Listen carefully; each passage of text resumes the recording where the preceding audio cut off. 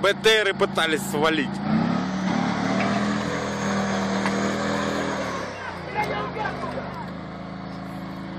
Ты в кого стреляешь, ты, блядь? Ты в кого стрелять собрался? Вы чё, охуели совсем? Давай разоружать! В кого ты, блядь, стрелять собрался? В кого? В кого ты стрелять собрался? Что ты автомат достал? Глуши! Глуши так! Глуши!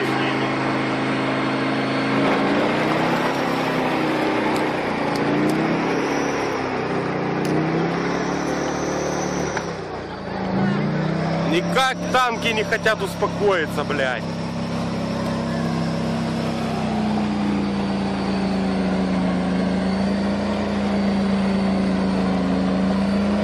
Глуши! До греха, блядь, не доводи, на! Ты понимаешь, сейчас люди кинутся, пизда вам, на! Тебе и автомат не поможет! Стой, блядь! Глуши! Глуши, блядь! Ты шо, дурак? Вылазь, блядь! Вылазь, нахуй! Да вытаскивать их нахуй с того танка и в пизду, блядь! Что?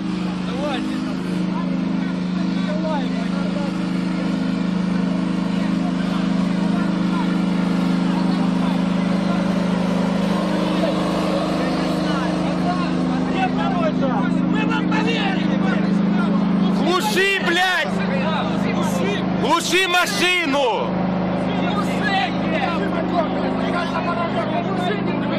Сзади люди, спереди люди, блядь! Глуши нахуй! Пацаны! Что происходит? Пацаны, не трогайте! Пацаны, не трогайте! Не трогайте! Не трогайте! Мужики, можно мне ускорить? Кто-нибудь один! Давайте без крика! Давайте без крика! Подожди, какая у вас задача? Подожди. Наслаиваемся! Какая у вас задача? Наслаиваемся в машине, сидите в машине! Потому что там, блядь, Не выходим, закрывайтесь в машине! на Славянской не едет. На Славянской идут! Глушить наших пацанов!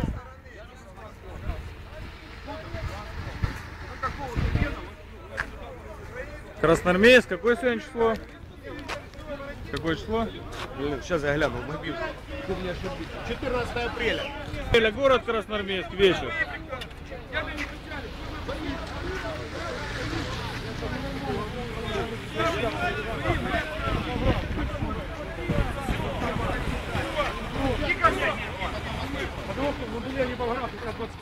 Ukraine's acting president has announced the start of an anti-terrorist operation in the east of the country, but on the ground witnesses reported no signs that Kiev forces were ready to storm state buildings occupied by pro-Russian rebels.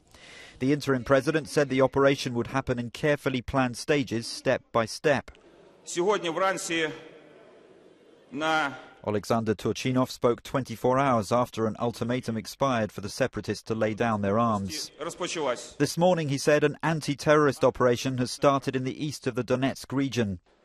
The aim of this action, I emphasize it once again, is to protect Ukraine's citizens, to stop terror, to stop criminality and stop attempts to tear Ukraine apart.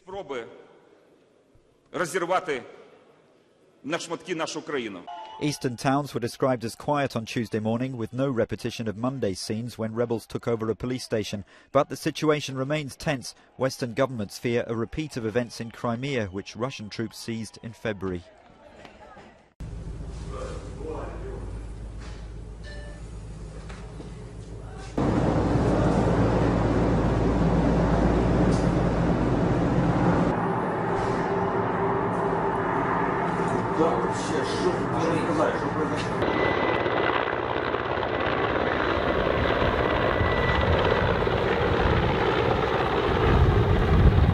This is the first first sizable Ukrainian troop presence that we've seen. We're at the border between the Kharkiv and Donetsk regions, and the Donetsk region is where most of the pro-Russian activities are going on.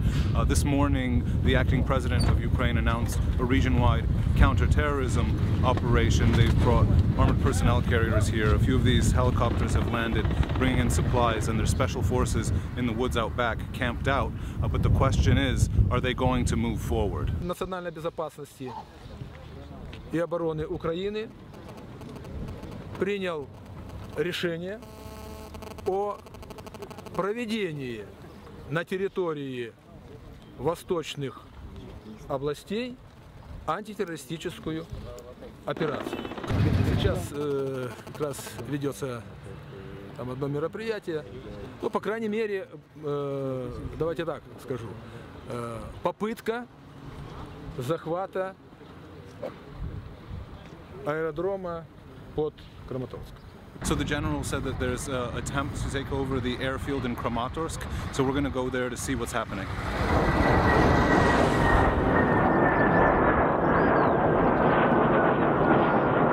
Just as we arrived here, we also heard a couple of shots, sounded like from Kalashnikov rifles, probably fired in the air, because I haven't seen any casualties being rushed away. But what happened here was that an angry crowd gathered outside the front of this airbase, and that was apparently precipitated by the arrival of a number of helicopters, and inside them armed men, troops, soldiers, who the locals said weren't from here, they weren't from this airbase, they said they'd come from Kiev. Now, out of this helicopter, then, according to locals that I've spoken to, came a general who introduced himself as the man in charge of what Kiev is calling the anti-terrorist operation.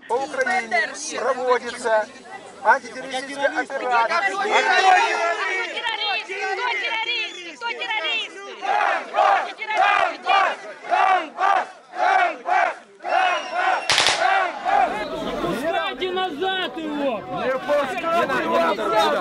Я вас прошу, я нормальный человек, я нормальный человек.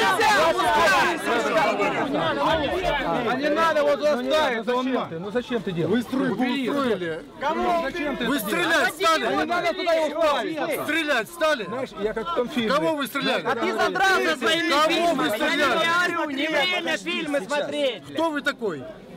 Ну я же объясню. Документы поехали. Будем разбираться. Подожди, так что... Забирай его нахуй!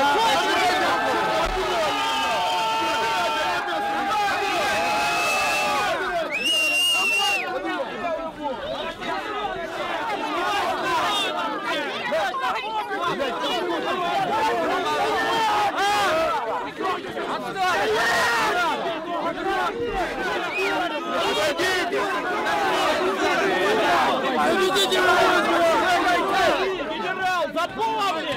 Мы мирные люди! Нельзя против мирных людей выступать с оружием! Мы имеем свой выбор! Скажи своим властям! Уводи войска нахуй отсюда! Уводите войска! Я через забор лезть не заебал!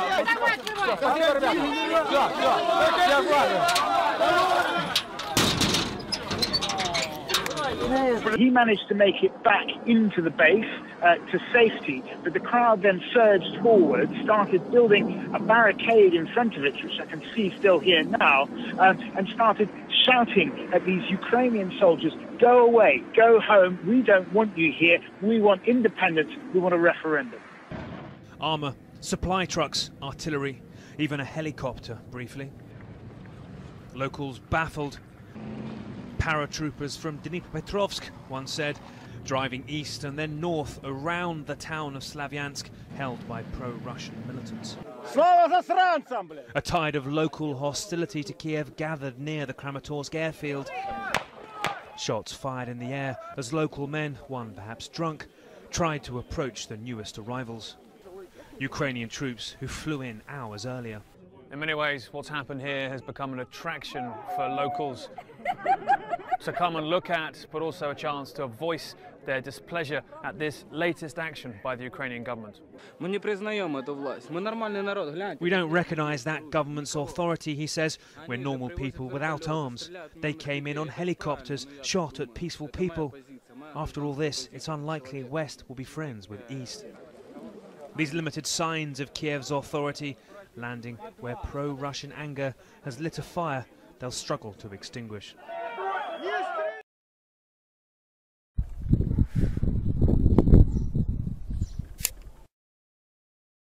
Ребята, не боится.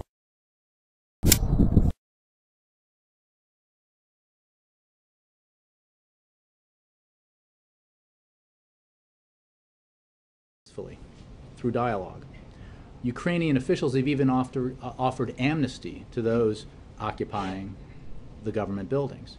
We appreciate the government's statements that any actions it undertakes will be gradual and responsible, and we agree that the use of force is not a preferred option. That said, the Ukrainian government has the responsibility to provide law and order, and these provocations in eastern Ukraine are creating a situation in which the government has to respond. The best way to de-escalate this situation is for the armed militants to leave the buildings they have seized. Obviously, Brennan and other U.S. officials have been in touch with Ukrainian officials. Has there been any coordination or assistance or advice to the Ukrainians as they carry out these operations? We have been obviously in regular consultation with Ukrainian government officials, and we have been actively supporting the Ukrainian government in its efforts to right the Ukrainian economy. We have just yesterday moved forward in signing an agreement that would provide $1 billion in loan guarantees to Ukraine. And we urge the Ukrainian government to move forward gradually, responsibly, and with all due caution as it deals with this situation caused by armed militants who have seized government buildings, established roadblocks illegally in parts of the country. In some cases, paramilitary groups, men dressed in with ski masks, and some of them in armored vests, carrying fairly heavy weaponry. So this is not; these aren't peaceful demonstrators we're talking about, unfortunately. And we continue to counsel restraint, but absolutely understand that the dynamic created by these coordinated seizures of buildings in eastern Ukraine has become somewhat untenable for the lawful government of Ukraine. The president we will continue to make the case to Russia that it is important to pursue a path of de-escalation rather than support for these separatist groups, both direct and indirect, because it is simply the case that the future of Ukraine must be decided by the Ukrainian people and cannot be negotiated or decided over the heads of members of the Ukrainian government. Are you changing your view about military aid for Ukraine? You're still opposed to it, and if so, why? With regard to any potential military assistance, Steve, we don't have any announcements to make today. Our main focus continues to be on supporting economic and diplomatic efforts to de-escalate the situation. As the President has said, we do not see a military solution to this crisis.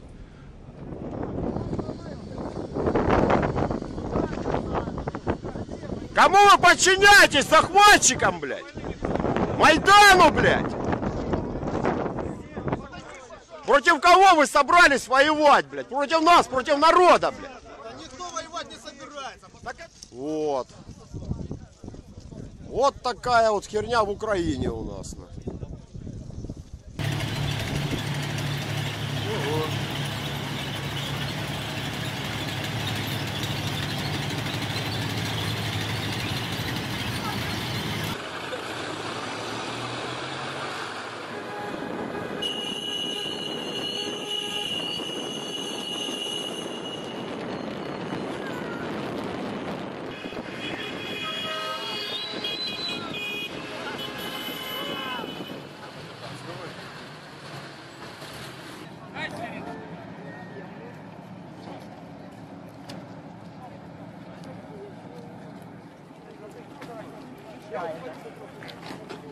Ну все, нас убивают.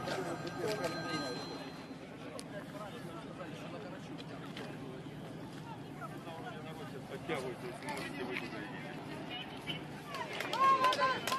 Донбасу! Слава Донбасу! Слава Святой Руси!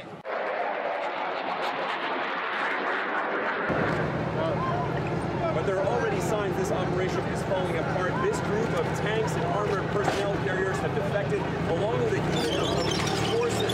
Britain into this town occupied by pro-Russian forces has raised the Russian flag.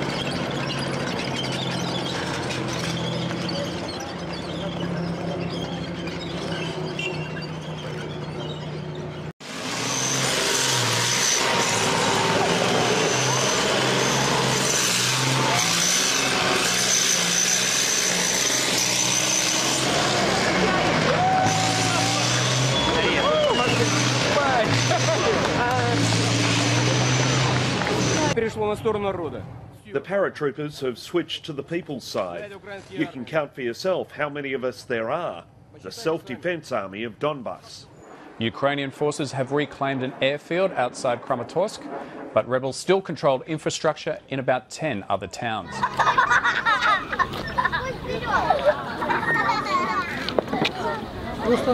The so-called Ukrainian counterterrorism operation started in earnest yesterday, but today a column of Ukrainian armor moving into Slavyansk, the focal point of the pro-Russia forces, basically gave up their equipment and it's been brought here to the center of Slavyansk, where it's become a local amusement.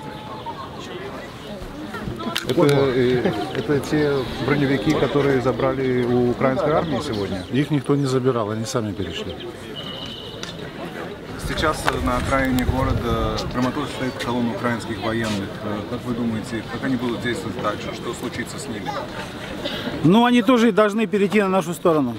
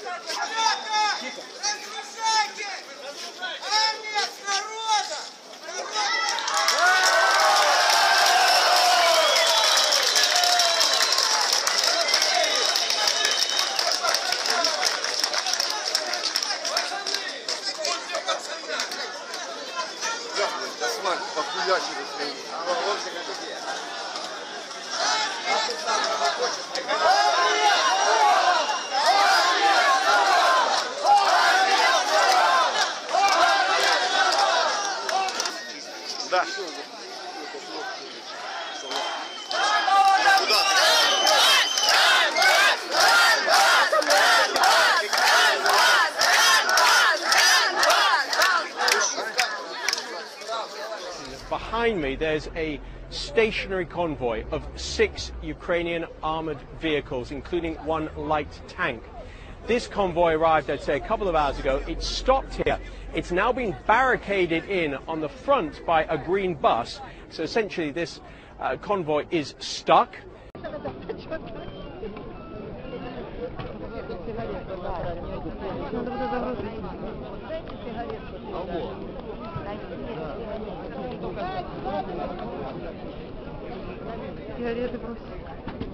Ребята, дайте сигареты с собой.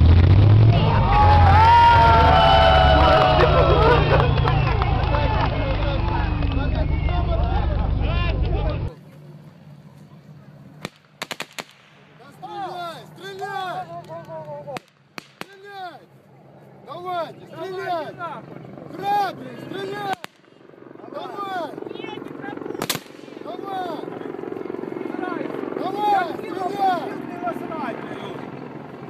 Иди отсюда, гуляй!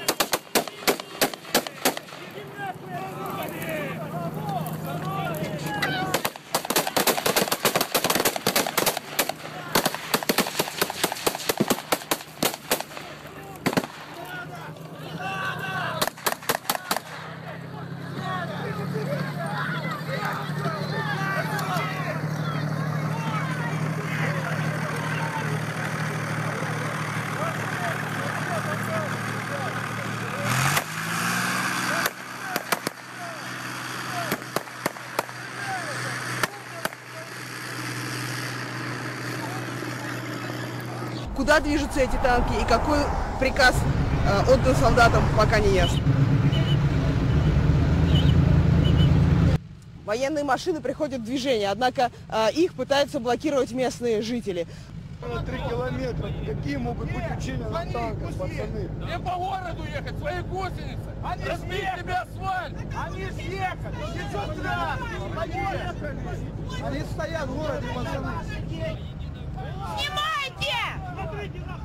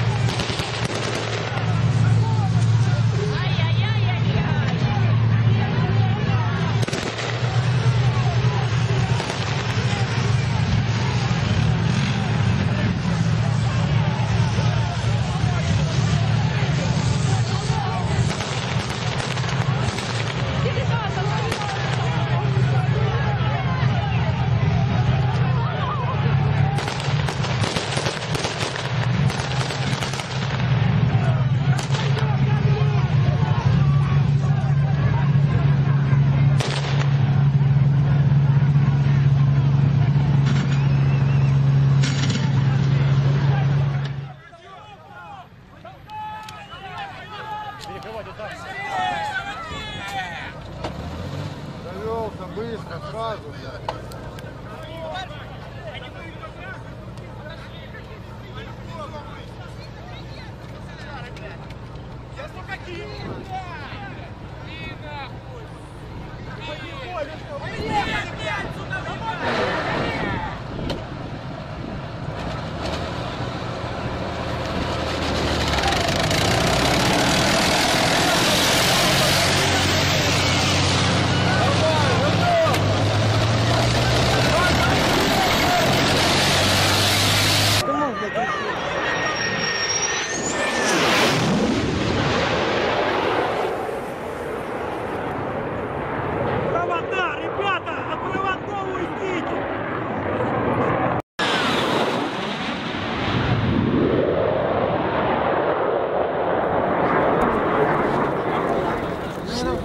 This is the second column of Ukrainian armored personnel carriers. The Ukrainians are still in possession of them, but they've already been surrounded by a crowd of pro-Russia protesters who are trying to convince them to disarm and have stopped their column in its tracks as it was trying to move into Kramatorsk.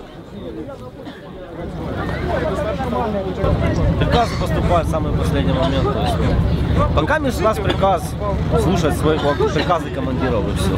А вы слышали, что первая колонна украинских военных уже сдалась и переехала? Нет, такой информации не было, не проходила такая информация. Вам одно говорят, нам другое говорят. Так же самое там. Кто кому врет, непонятно. А вам описали, какого рода ваша миссия? Мирное говорили, учение, что граница, учение, как бы... учение. Говорят, что это учение у нас будет. А вы что говорите? Ну, изначально говорили, что как бы едем на границу, как бы, чтобы сохранить целостность именно территориальную. А так учение, учение по сохранению границ. Мы пришли протестовать против войск, против введения войск на мирную территорию. Здесь людей с оружием нет. Если бы они ехали бы на учения, они бы ехали не с рожками в автоматах заряженными. А сейчас они вот вооруженные. И сейчас вот сидят заряжены с автоматами, рожки в автоматах. Это как понимать? Вы за Россию или за целостность Украины? Мы... Да, наверное, мы за Россию все-таки. А вы местные? Конечно, местные. А из какого места? Конкретно с Краматорска. Но вы как бы поддерживаете то, что народ вышел сюда и не пропускает эту колонну дальше. Ну а для чего она дальше? Конечно.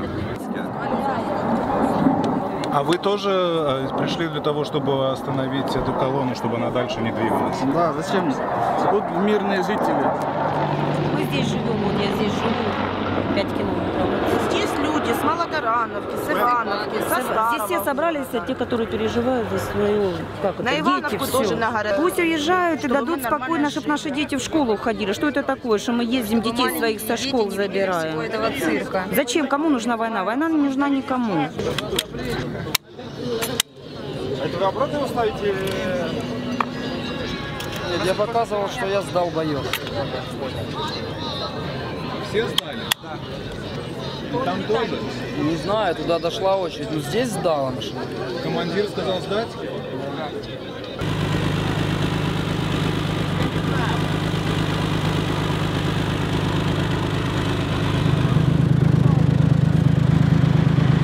Военные, мы все делаем по команде. Офицер сказал, мы спрыгнули к машине, сдали оружие. Все. Какой приказ вы выполняли, когда сюда приехали? Ребята, все, сейчас начинают разоружение. Все, все. Камеры, убрали камеры, всех убрать. Ребята, люди, помогите. А что ты, дура, как ты сюда ехал? Ну, это вам сейчас прийти. Так, все, так, расступитесь. Первая машина сдала затворы. Ну и что? Там машина внутри. Ну ты что, там пусто думаешь у него? These are the militants we saw in town, the pro-Russia forces who seem to be in control here. Да, идут перед.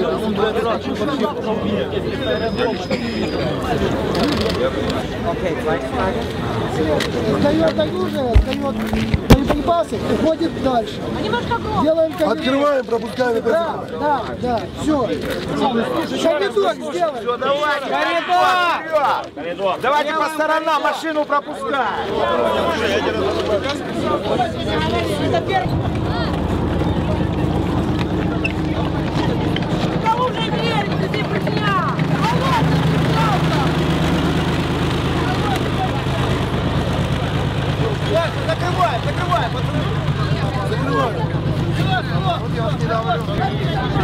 It's another unsuccessful day for the Ukrainian counter-terrorism operation.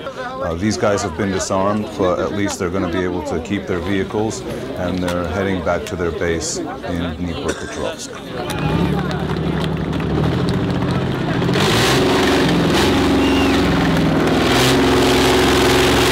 Diplomatic dance is a long way from the reality of Donetsk, where the self-proclaimed People's Republic remains firmly in place at the main administrative building. No matter what initial agreement may have been reached in Geneva about the need to evacuate public spaces, clearly here, well, it's not really made any sort of difference. The problem is that those who are occupying buildings like this one do not view themselves as being illegal. They say that it's the government in Kiev that needs to be the one to step down. They're pressing ahead with all of their plans, including efforts to hold a referendum, and they firmly believe that no matter what happens, they can always turn to Russia for support. At a press conference inside, one of the leaders of the revolt against Kiev sarcastically thanks Europe for waking up the Russian bear.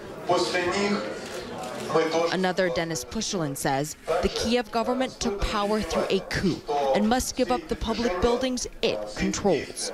Up the road, 22-year-old Nadezhda Rotsovitskaya, press secretary for the city council, continues to find her workplace occupied by masked men. They lurk in the background as she talks. It is strange, she admits, but says at least they aren't being violent or threatening. These are unsettling times, despite the veneer of normalcy in the rest of the city. And Aisha, people are understandably very fearful, very concerned for the future. Since Ukraine has existed as an independent state, the country has never found itself in this kind of a situation. It has never found itself on the brink of what potentially could be a civil war, Aisha.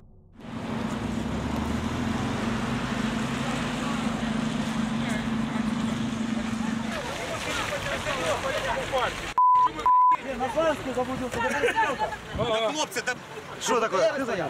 Где? Урал блокировали возле поста ГАИ, он с ящиками, с оружием. Ребята, можно отъехать? В ящик. Да я не знаю, хлопцы, что в ящиках. Я сейчас скрывать начну. Да зачем их скрывать? Едете куда? Мужики, куда едете? Выключите это самое. Едете куда? Едете куда? Давайте группу на пост. Письменное распоряжение приказа где? Письменное распоряжение приказа о дислокации на какое место прибытия. А как вы едете? У вас должен быть дорожный лист, должен быть приказ. А что приехали? Приехали, что? Приехал, что я тебя спрашиваю? Я на Луганск ехал. Луганск вообще в другой стороне, ребята. Луганск в другой стороне. Я же говорю, запутался в Луганск, это самое. На 80 километров вперед документы свои показал. Быстро. Давай показывай, что там есть. Оружие все. Ребят, держи руки держать. Да не держите. Забирай. Да перестаньте, я же никому ничего плохого не делал. Да вообще никто плохого не делает, понимаешь? Вообще никто ничего плохого не делает. Забирай. Ложи. Ложи на пол, ложи, вот. Стоп. Не грязь, Машина без сопровождения. Без сопровождения. Да, ясно. Откуда? Иди.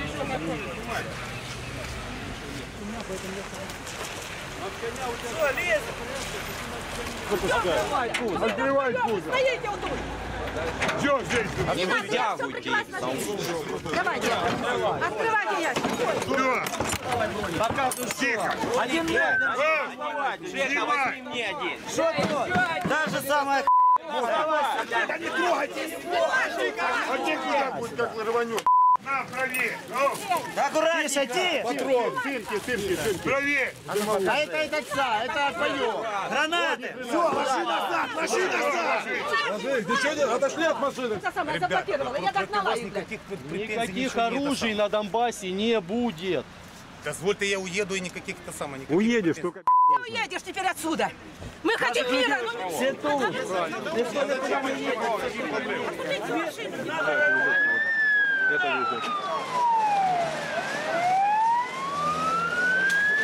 Masked men tell the National Guard to surrender, to give up their weapons. But those inside remain loyal to Kiev. На лавочке.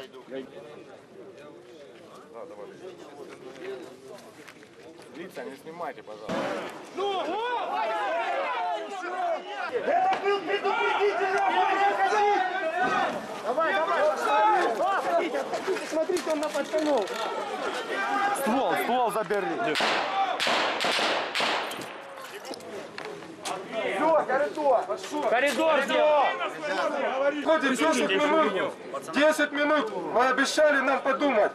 Мы очень надеемся, что через 2 минуты или сколько там осталось, Примите правильное решение. мы не автоматами и молотами будем обмениваться, а дружескими рукопожатиями. Мы все мариупольцы, мы братья, не враги.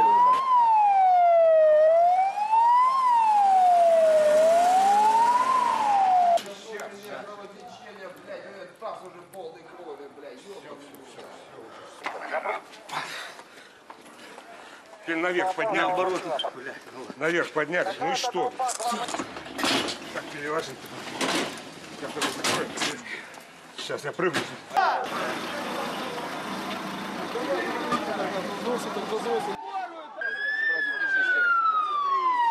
Ну давай, минуты 2, не больше. И грузят на легковые машины. Что стороны примите?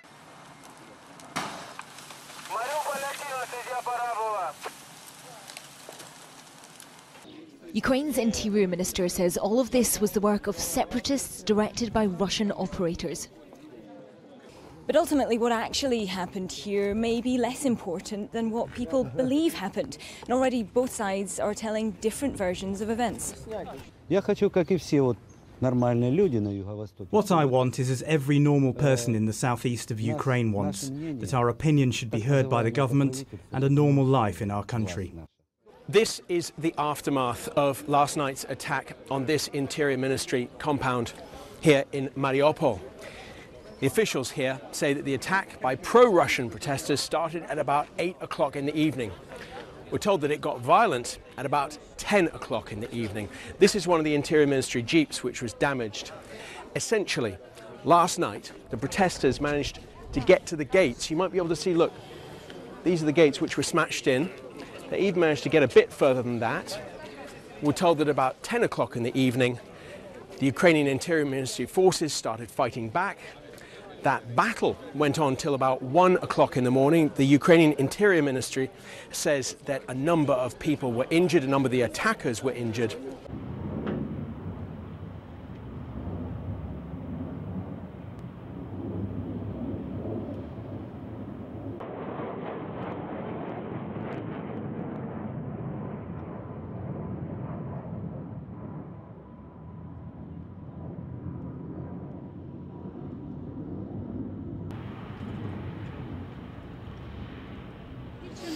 So just have a look around the meeting. Здравствуйте, привет. Here it's going on in Kramatorsk.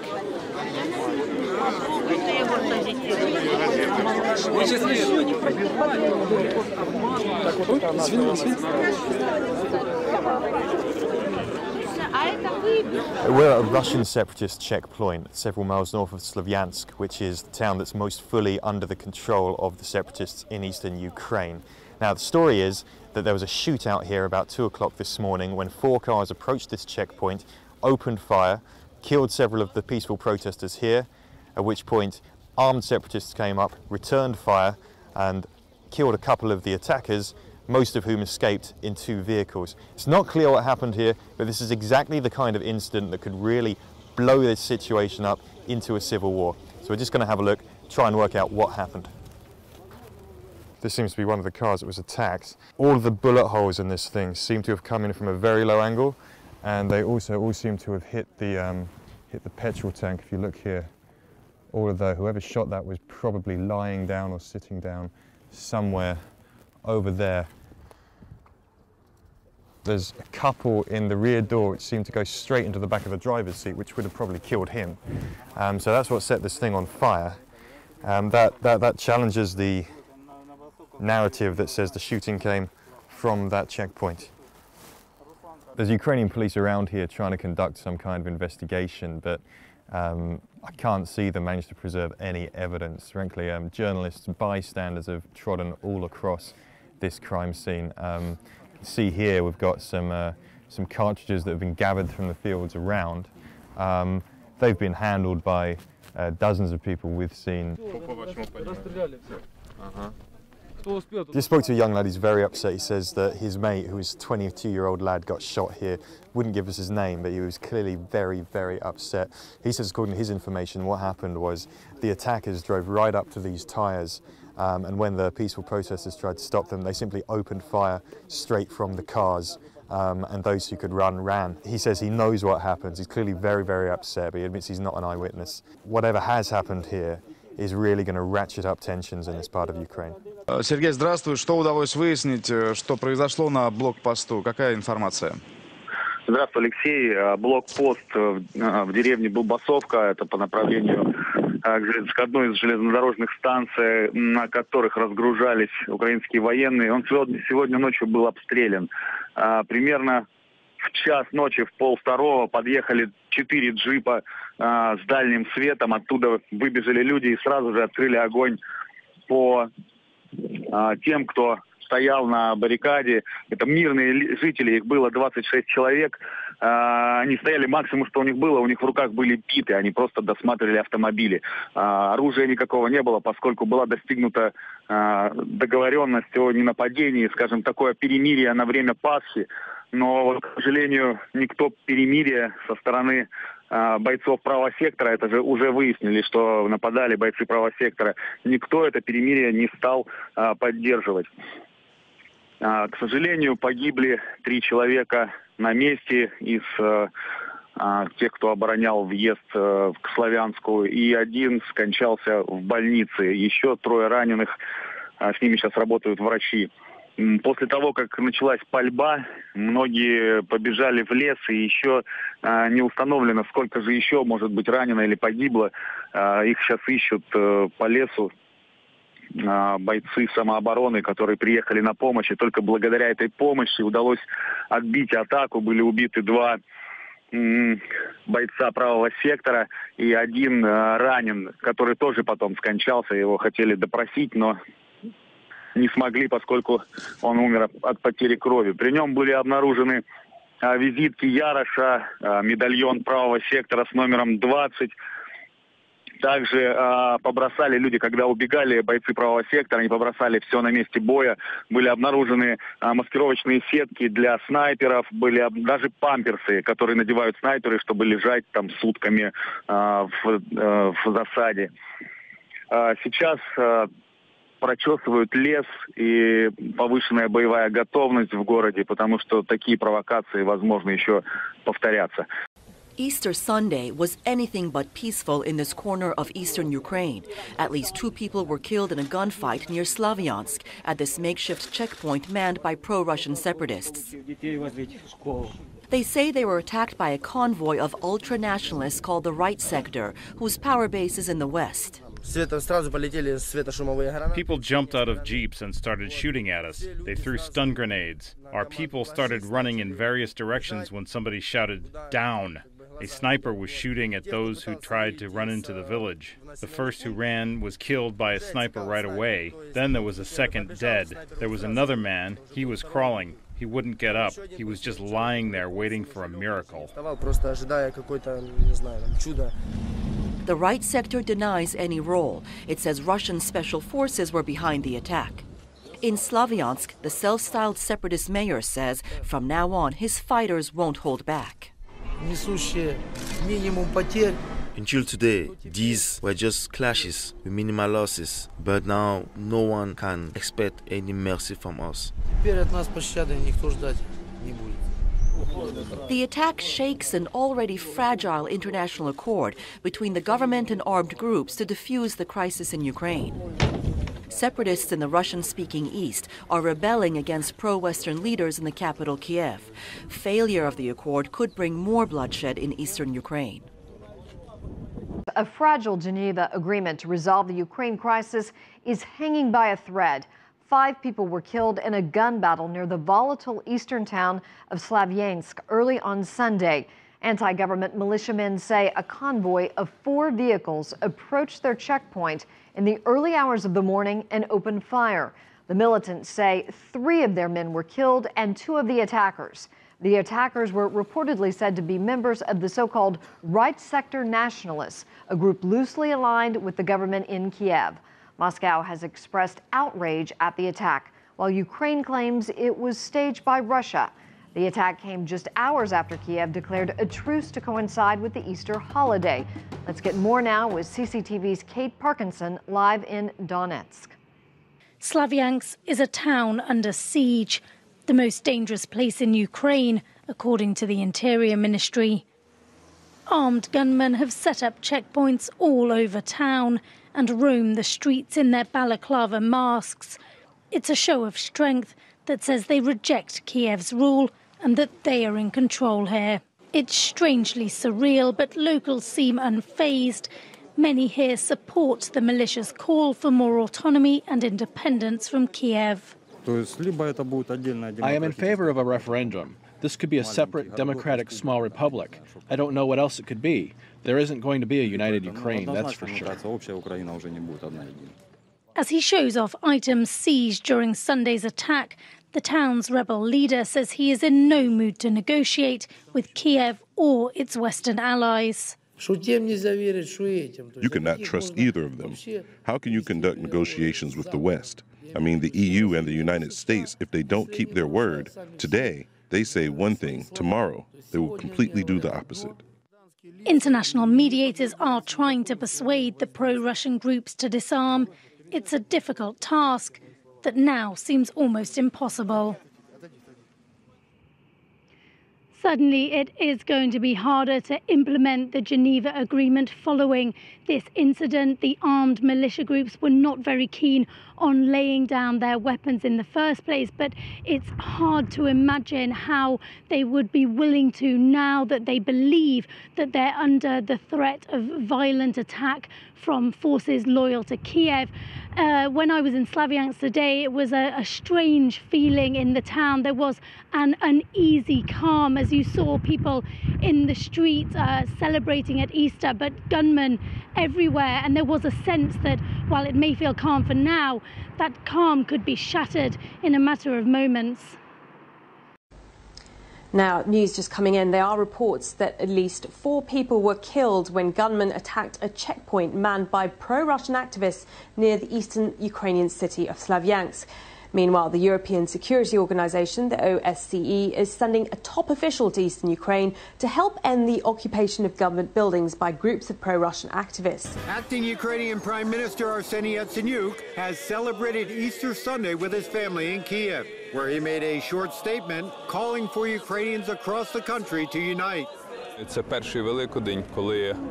the first time on this great day at Easter that Ukraine is confronted with plans to squash and destroy it. But on this holy day, I would like to assure everyone that if we stay united and stand together, darkness will disappear and light will win, and Ukraine will resurrect. Yatsenyuk's government has said it would suspend the active phase of an operation it launched to reassert its authority. A suspicious early morning shooting near Slavyansk in northern Donetsk province, however, threatened to escalate tensions. Locals blame the shooting, which killed at least 1 local separatist, on a group of pro-Ukrainian nationalists. Kremlin-backed leaders in control of Slavyansk said they would not leave the buildings they have occupied until the pro-Kiev protest groups occupying Independence Square, the scene of months-long protests against Yanukovych, also go home. Despite the difference in religious calendars, this year Catholic and Orthodox Easters are celebrated on the same day. Many Donetsk residents who attended church ceremonies said they are hoping for a quick and peaceful resolution of the months-long Ukrainian crisis.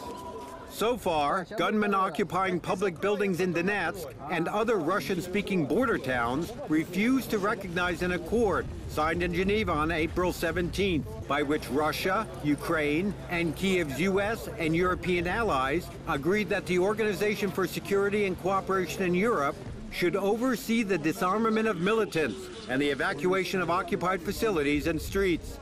The coming days may determine whether unrest, following the overthrow of Ukraine's pro-Moscow president, can be contained. Я просто хочу в очередной раз уже обратиться к правительству Российской Федерации, лично Владимиру Владимировичу Путину. Мы просим помощи. Если вы не можете ввести миротворческие войска, помогите продуктами питания, помогите оружием, помогите чем можете. Наш народ готов стоять до конца по охране своей земли от фашистского нашествия. Как вы можете доказать, что это именно правый сектор на вас напал? Потому что есть уже версии о том, что якобы вы сами на себя напали для того, чтобы привлечь российские сюда миротворцев.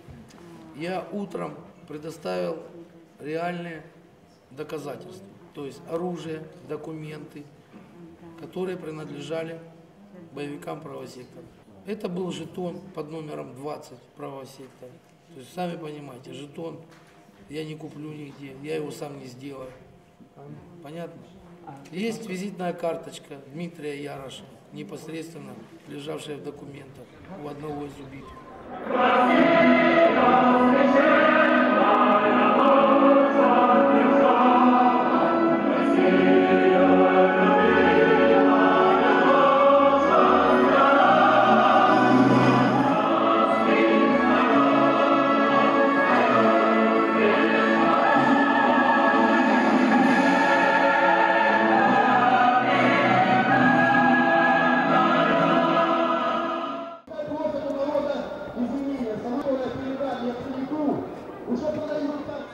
сейчас на Украине мощным государством. Россия! Россия! Россия! Россия!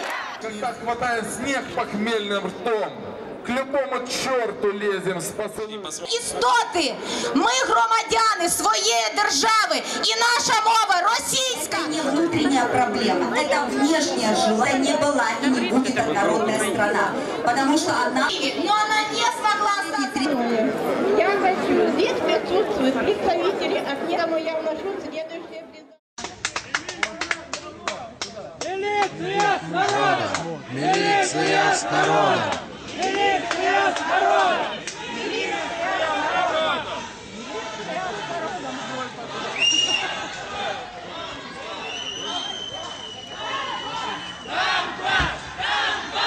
Донбасс! U.S. officials say the vice president's in Kiev to boost economic and political assistance to authorities there, while making clear to Russia that it will face mounting costs if it chooses continuing destabilization over a more constructive course. U.S. State Department spokeswoman Jen Psaki. We hope to see a de-escalation in the coming, over the situation over the next few days. And if there's not progress, we remain prepared, along with our European and G7 partners, to impose additional costs. So there'll need to be decisions made in a matter of days. But Russian Foreign Minister Sergei Lavrov says it's the United States that needs to act more responsibly in Ukraine. Before giving us ultimatums and demanding from us to do something in 2 or 3 days and threatening sanctions if that doesn't happen, we would firmly urge our American partners to take their full responsibility for those whom they brought to power and whom they now try to defend, turning a blind eye to atrocities committed by this regime. Pro-Russian militants in some eastern and southern provinces are calling for Russian troops to protect them from the government in Kiev, as both sides accuse the other of breaking a peace agreement reached just last week. Russia says the Ukrainian militants occupying government buildings are operating independently of Moscow. But American University professor Keith Darden says Russia could clearly be doing more to help end the standoff. If there was a very strong statement from Moscow saying these groups need to disarm, you need to leave those government buildings, we do not support you, that would have a profound effect on the facts on the ground. Nothing like that is happening. Lavrov says attempts to isolate Russia over Ukraine are hopeless because it's impossible to isolate Russia. However, Darden believes the sanctions are working. Do you think that the U.S. is owning up to its role as the biggest power in the world and doing enough to confront Russia on this issue? We would be grateful to everyone, starting with the U.S. and ending with the EU, for doing more to stabilize the situation. Many question whether Ukraine's army is capable of conducting military operations against pro-Russian protesters in the east. But there are other pressing problems that also need to be addressed, analysts say. First and foremost, the country's dire financial problems. As it faces a pro-Russian insurgency in the east and the threat of an invasion, Ukraine's leaders are looking to the United States for support. While the people here celebrate their tradition, smiling but worried with concerns about what the future might hold.